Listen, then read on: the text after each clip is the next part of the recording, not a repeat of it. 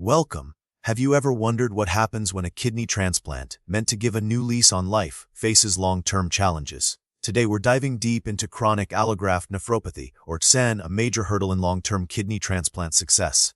We'll explore what it is, why it happens, and what can be done about it.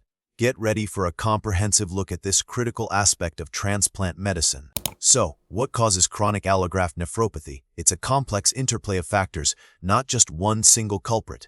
The leading cause is chronic rejection, where the recipient's immune system slowly attacks the transplanted kidney over time. However, it's also influenced by non-immune factors. These include pre-existing conditions in the recipient, like high blood pressure, diabetes, and high cholesterol. The quality of the donor kidney itself plays a role, including any damage it sustained before transplantation. Certain medications, particularly immunosuppressants, while necessary to prevent acute rejection, can contribute to long-term damage. Finally, acute rejection episodes, even if successfully treated, can significantly increase the risk of developing CAN later on. Think of it as a perfect storm of immunological and non-immunological stressors on the transplanted kidney. Now let's get into the nitty-gritty of how CAN develops on a cellular level. The chronic immune response triggers inflammation and scarring within the kidney. This leads to a process called interstitial fibrosis, where connective tissue replaces healthy kidney tissue. Simultaneously, the glomeruli, the kidney's filtering units, undergo glomerulosclerosis or scarring. Blood vessels within the kidney also thicken and narrow, a process known as transplant vasculopathy. All these changes progressively impair the kidney's ability to filter waste and regulate fluid balance. The constant injury and repair cycle eventually lead to irreversible damage and kidney failure. The key players in this process are immune cells like T cells and B cells, cytokines that promote inflammation, and growth factors that stimulate scarring. How common is chronic allograft nephropathy? CAN is a significant concern in kidney transplant recipients. Studies suggest that a substantial percentage of planted kidneys will develop features of CAN within 5 to 10 years post-transplant. The exact incidence varies depending on factors like the recipient's age, health status, and the immunosuppression regimen used. Unfortunately, CAN is a leading cause of graft loss, meaning the transplanted kidney eventually fails. This emphasizes the critical need for improved prevention, early detection, and effective management strategies. What are the signs and symptoms of chronic allograft nephropathy? Often, CAN develops gradually and silently, making early detection challenging. Many patients experience no noticeable symptoms in the initial stages. As the condition progresses, signs may include a gradual rise in serum creatinine levels, indicating worsening kidney function. Proteinuria, or protein in the urine, is another common finding. Patients might also experience swelling in their legs and ankles, high blood pressure, and fatigue. In advanced stages, symptoms of kidney failure, such as nausea, loss of appetite, and difficulty breathing may appear.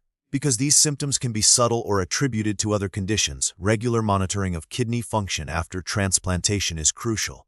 How is chronic allograft nephropathy diagnosed? Diagnosing CAN involves a combination of clinical assessment, laboratory tests, and imaging studies. Monitoring serum creatinine levels is a standard practice to track kidney function. Urine tests are performed to detect proteinuria. A kidney biopsy, where a small sample of kidney tissue is examined under a microscope, is often the gold standard for confirming the diagnosis and assessing the severity of the damage. The biopsy can reveal the characteristic features of CAN, such as interstitial fibrosis, tubular atrophy, and glomerulosclerosis. Imaging techniques like ultrasound and Doppler studies can assess blood flow and structural abnormalities in the transplanted kidney. Chronic allograft nephropathy is generally considered a singular progressive condition rather than having distinct types or classifications. The severity varies based on the degree of fibrosis, glomerulosclerosis, and vasculopathy observed in kidney biopsies, but these represent stages along a continuum rather than distinct categories. What treatment and management options are available for chronic allograft nephropathy? Unfortunately, there is no cure for CAN. The primary goal of treatment is to slow down its progression and manage its complications. This involves optimizing immunosuppression to prevent further rejection while minimizing the side effects of these medications. Medications to control blood pressure, such as ACE inhibitors and ARBs, are often prescribed. Statins are used to manage high cholesterol. Dietary modifications, including limiting protein and sodium intake, can help reduce the workload on the kidneys. In advanced stages, dialysis or a repeat kidney transplant may be necessary. Prevention is key when it comes to chronic allograft nephropathy. Careful selection of both the donor and recipient can minimize the risk. Optimizing immunosuppression to prevent acute rejection episodes is crucial. Meticulous management of risk factors, such as high blood pressure, diabetes, and high cholesterol is essential. Regular monitoring of kidney function and early detection of any signs of SAN are vital. Research is ongoing to develop more targeted and less toxic immunosuppressive therapies. What is the prognosis for patients with chronic allograft nephropathy, and what are the latest advances in research? The prognosis for patients with SAN varies. While it's a leading cause of graft loss, careful management can help prolong the lifespan of the transplanted kidney and improve the patient's quality of life.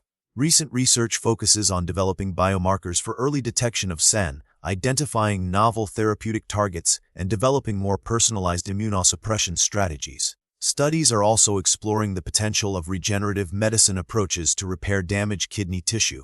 While challenges remain, ongoing research offers hope for improved outcomes for kidney transplant recipients in the future. Thank you for joining us on this exploration of chronic allograft nephropathy.